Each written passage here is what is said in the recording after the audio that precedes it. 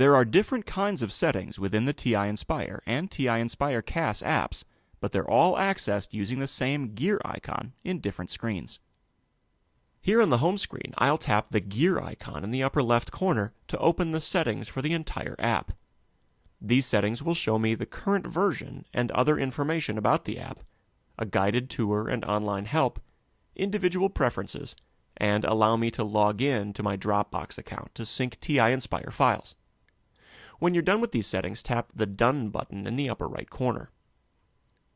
Now I'll tap a document thumbnail to open the document and navigate to a calculator page.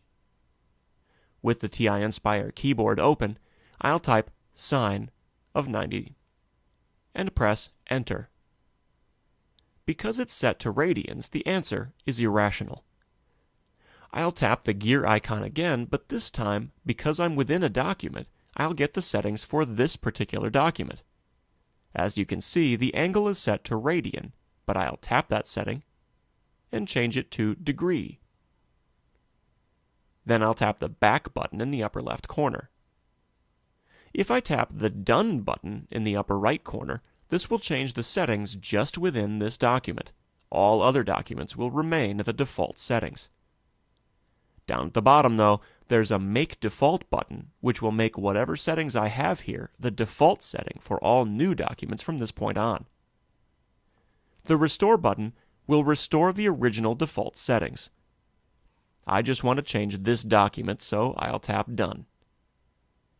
Now I'll tap to open the keyboard if it's not already open, and tap the up arrow key just above the keyboard on the right side until sine of 90 is selected.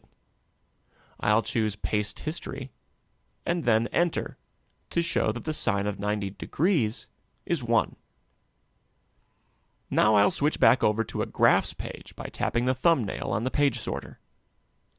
In the blue bar just above the graph, there's a gear icon above 2 axes.